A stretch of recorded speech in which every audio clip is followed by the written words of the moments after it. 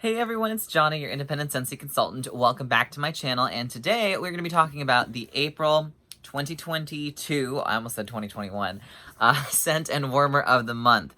So, I received this a little while ago. I actually ended up testing out the fragrance, so we're going to talk about it on cold, we'll talk about it on warm, and I do have the warmer with us today. So, without further ado, let's dive in. So the warmer of the month, we'll start with that, is the Desert Bloom Warmer. It is an element warmer. This sweet little succulent adds a touch of nature to any decor, no green thumb required. It's 3 inches tall. Like I said, it is an element warmer. And it will be available for $49.50 US during the month of April, and then after that it will go back up to $55. Okay, so let's talk about it as I unbox this really quick. This is the box you get. It's a tinier warmer. It's one of our smaller warmers, but small doesn't necessarily mean that it's not going to perform well. If you are familiar with our aloe vera warmer, this is very similar in design, except smaller. Same sort of glazed, crackly glass finish, ceramic finish, I should say. Very beautiful. It is a 10-watt warmer, so keep that in mind. But while that may mean that, oh, it's a slower melter to start with, it will probably perform just fine. Like, I didn't have any issues with it in a big office space where I was warming it and testing it out. Like, big, open, wide, long office, rectangular spaceway. And it didn't have any problems with throwing. So, you do get this beautiful little warmer. Here it is. It fits in like the palm of my hand, just to show you how tiny it is. I have tiny fat fingers, but yes. So this is a small warmer. I wish I had the aloe vera out right now in comparison, but this is the warmer. This is the dish, and yes, that is the remnant of the wax that we're going to be talking about. Sits on top. And as you can see, just a very, very gorgeous, simplistic design. And if you look really closely, I'm trying to zoom in. So what you'll see here is like the little bit of like crackling sort of thing. That's part of the design. So if you get it and you're like, oh no, there's like these weird like cracklings in the finish, that is supposed to be there. It's the same with our aloe vera warmer. Works the same way. But yes, so think of the aloe vera warmer as a little bit wider and a little taller than this one, whereas this one is very petite and it could fit just about anywhere, especially in a small space where you don't have a lot of real estate to put one of our larger, more robust warmers. Now, this is an element warmer, like I said, so you don't need any light bulbs. You just need to plug it in, and when it turns on, the little Scentsy warming light in the back will illuminate gently. So this is great also in a room if you don't want any light. That little back indicator light isn't going to give you like a giant display or something on the wall. It's just there to let you know, hey, it's on, or hey, it's off. Like I said, I didn't have any problems with the performance of this in a large space. So just because it's a 10-watt warmer, don't let that scare you away because it's such a low wattage. And remember that element or hot plate warmers, I find generally tend to work just as well, if not better sometimes, than some of our light bulb warmers. It just depends. It's like, I would love to do a video on like what is the best type of warmer and what is the best wattage and but there are so many factors that like the long story short of that video would end up being, it depends, ... So that's all I gotta say there. But beautiful warmer, I love it. I'm glad I got one. It will look great when I do my whole little succulent display, this and the aloe vera, and then the succulent warmer, and the, what is it called? Zen Garden or something like that. They're all succulent-based warmers. Great if you love that sort of aesthetic for your home.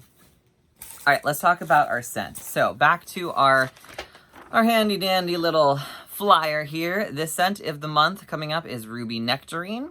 This is juicy nectarine and ruby apple blended with pear blossom. Put a fresh spin on fruity. This is fruity category.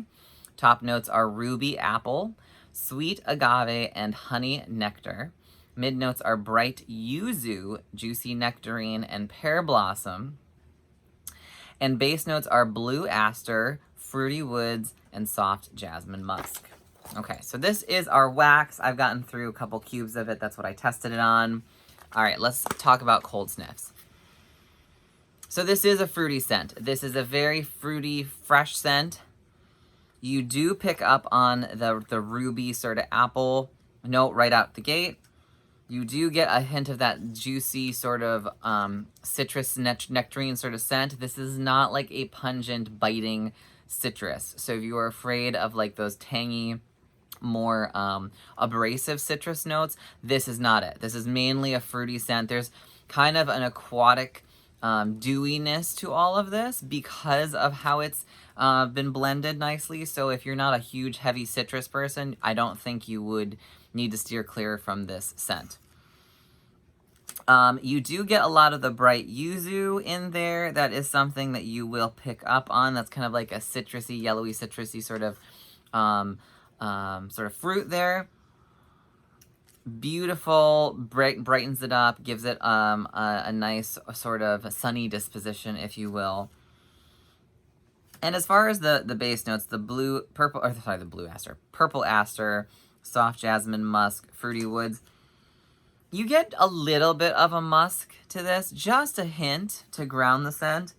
Same with the woodsy note. This isn't overtly woodsy, and when it warms, you're not going to smell woods. You're not going to smell a heavy musk scent. If anything, you'll smell just fruity, aquatic. Think of kind of like those sort of spa scents, but a fruity variant on that.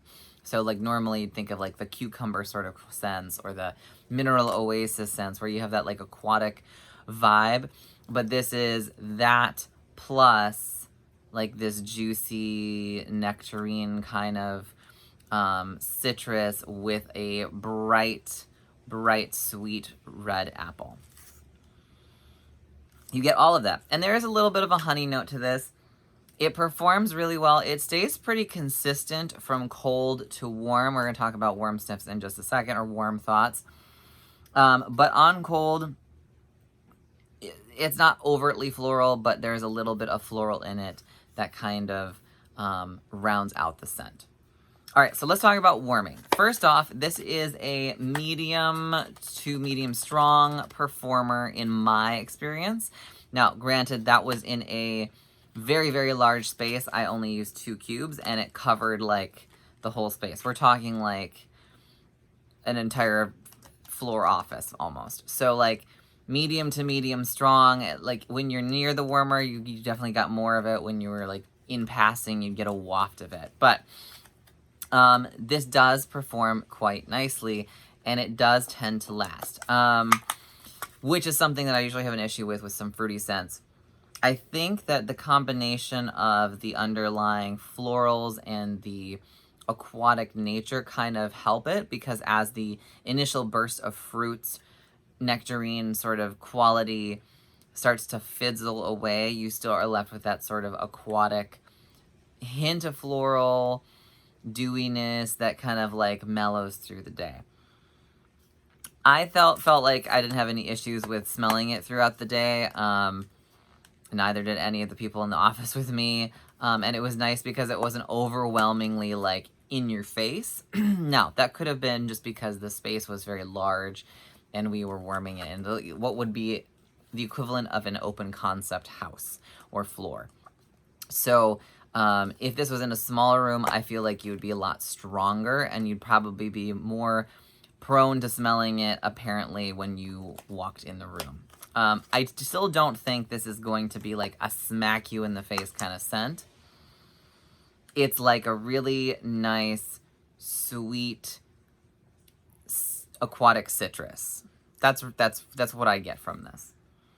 I think it's a beautiful scent. I'm not a huge fruity category person. For those of you who followed my channel for a while, my big scent categories tend to be like woodsy, fresh, and then a smattering of things in between from other categories. But I tend to gravitate towards woodsy fresh or woodsy cologne fresh as my main wheelhouses, and then I have like my favorites in citrus and bakery and all the other categories. But that's my main wheelhouse. So if I like this, most likely you'll probably fare pretty well with it regardless of what your spectrum is. Now, if you don't like apple scents, you probably shouldn't pick this one up because the ruby apple does come out. It's quite apparent, not for someone who hates apple scents. It's not an apple spice scent. It is a pure fruity apple scent.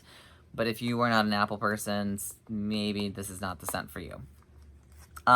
Likewise, if you're not a citrus person, this isn't heavily citrus. It's more, like I said earlier, it's like a sweet, fruity, aquatic citrus. There's really not a floral in there, even though it claims to have floral notes.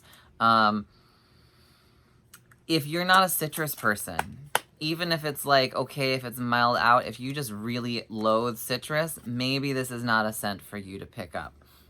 Beyond that, if you don't like aquatic spa sort of scents, those are ones that kind of give you that like dewiness, like the illusion of humidity in the room that you're in. You know, like that feeling when you just get out of the shower, like that steamy sort of dewiness.